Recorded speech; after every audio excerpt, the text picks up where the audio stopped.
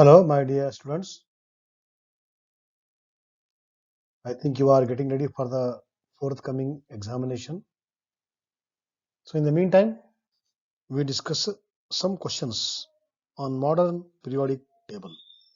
Today, we will be discussing uh, like a quiz competition. I will be giving only question. You guess at the end. I will tell the answer. So, in this way, as a change, so today we discuss some 10 questions on modern periodic table. So, I welcome you all for today's session on quiz on modern periodic table. The atomic number of an atom is the number of dash in the atom's nucleus. Please recall atomic number definition, then you will get answer for this. Fill up the blank. Atomic number means it is the number of electron or number of proton. Because electron is busy in the electronic transaction, therefore proton number is taken as atomic number. Therefore, and this proton is where it is there? It is there in the nucleus. So, the atomic number of an atom is the number of protons in the atom's nucleus. Okay, right. Second, elements in the same column of the periodic table have what in common? First, let us understand what is meant by column. Periodic table is classified column wise and row wise.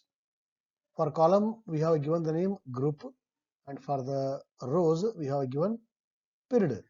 But here the question is on column, that is about the group. Okay. So, what is the question here? Elements in the same group of the periodic table have what in common? So, in the group, if you see their electronic configuration, they have the same number of electrons in their outermost shell. That means number of valence electrons are same. Because of the similar number of valence electrons, they have similar properties. Okay. So answer is what? Answer is what they have in common is they have similar number of valence electrons. When you write the electronic configuration, we will come to know. Okay, right. Third question. Third.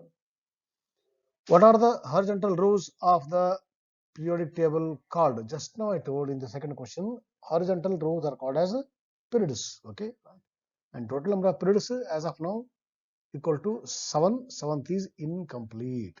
To fill after discovery of some more elements in future. Okay, right. Fourth, what family of elements is in the rightmost column of the periodic table? Rightmost column. So rightmost column is group 18th, and that group 18th is called as what? Is called as zero group elements. But now it is not called as zero group.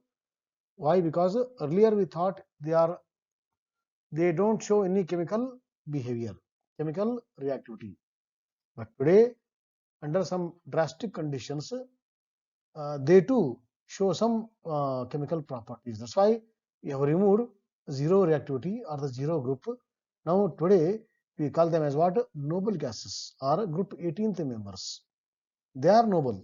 They are not so reactive. Therefore, the word given is 18th member elements are called as chemically least reactive elements. Okay, they react under very strong conditions.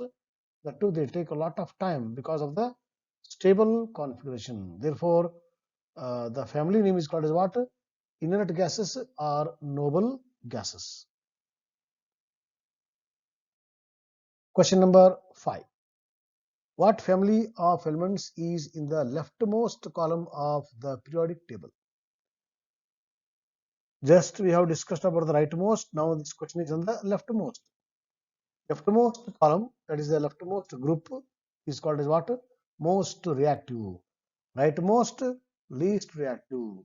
Leftmost, most reactive. So this most reactive group is called as what? Alkali metals family. So because they have the largest size in their respective periods, because of their largest size, electron is far away from the nucleus. So when the electron is far away from the nucleus, so attraction between electron and the nucleus is not that much. It is there, but not that much compared to other family members. Okay, so when attraction force is not that much compared to other members, other family members, so we can easily take out the electron. That means electron of this group can participate in the bonding very easily. Therefore, they show chemical reactivity, and they are the most reactive on the modern periodic table, and they are called as what? Alkali metals. Why they are called as metals? Because just now I told electron is far away from the nucleus, so we can remove electron with less amount of energy or the effort.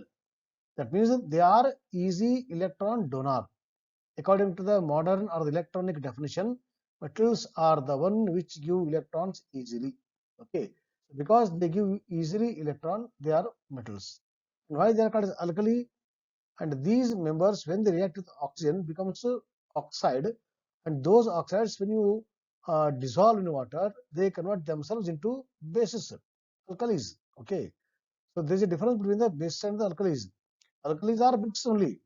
What difference is there? There are some bases, they are soluble in the water easily. Okay, so easily soluble in the water bases are called as alkalis. And there are some bases that are insoluble, so they are called as what? Bases. So base is general word. In the base, soluble base is alkali. Okay, so and the bases from this group, that is the alkali metal group, sodium hydroxide, lithium hydroxide, potassium hydroxide, these are called alkali metal hydroxides and alkali metal bases, and they are easily soluble in the water. Therefore, they form bases of the alkalis. That's why the word alkali is given. So this group is called as what? By the two words. One is alkali, other is metal. So together it is called what? Alkali metal family, which is the leftmost group of the modern periodic table. Okay, right. Elements in the periodic table are listed in order of their dash. In order of their dash. Elements in the periodic table are listed in order of their atomic number. Because the modern periodic law says that uh, elements are, when you arrange elements in the increasing order of atomic number, property repeats. Okay, this is called as the periodicity. So this law is known as what? Modern periodic law, which depends on the atomic number, because earlier it was atomic mass. Now we felt the importance of electron. Therefore, atomic number is taken as the base for the classification. So therefore, at present, elements in the periodic table are listed in order of their atomic number. Okay, right.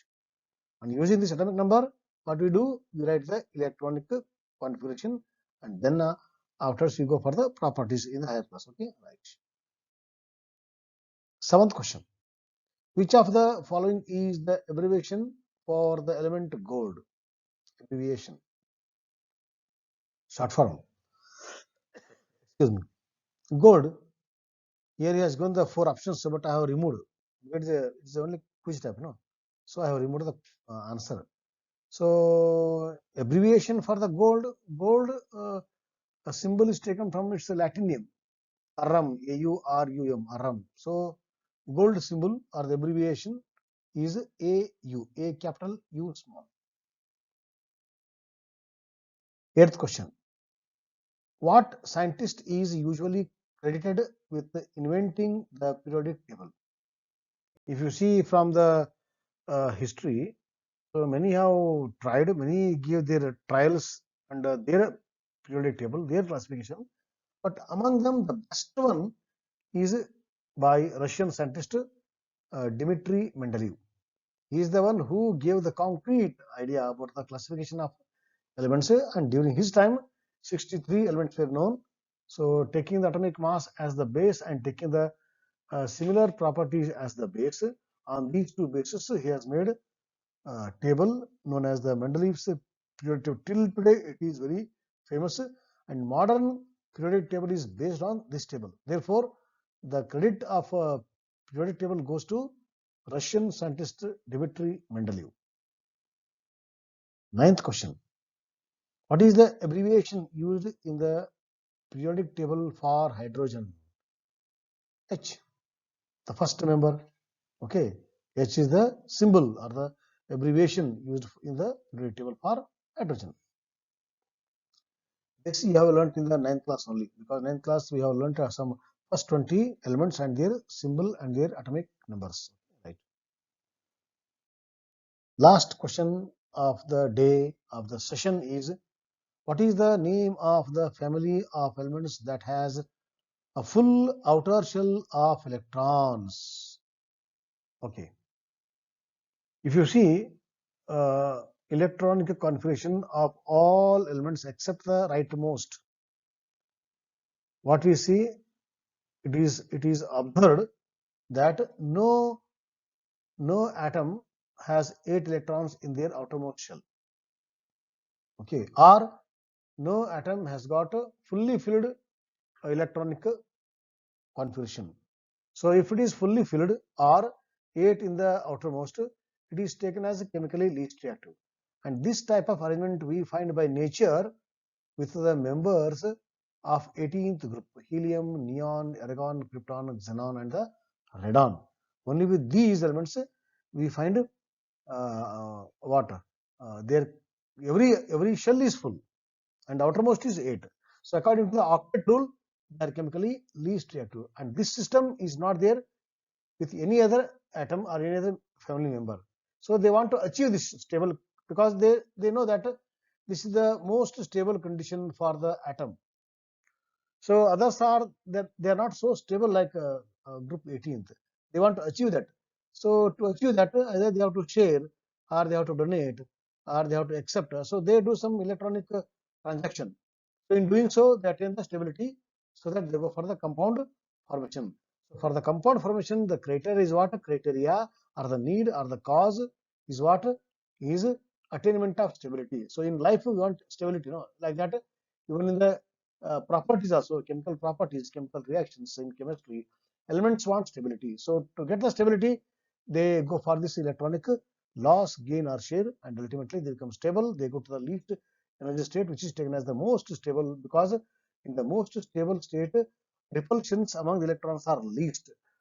I cannot rule out that repulsions are not there. Repulsions are there, but the minimum repulsions are there, so that they go for the maximum stability. So with this, we will wind up today's session, and in the next session we will go for some other type of discussion on either modern periodic table or carbon and its compounds. Till then, have a nice time and keep thinking, and thank you and all.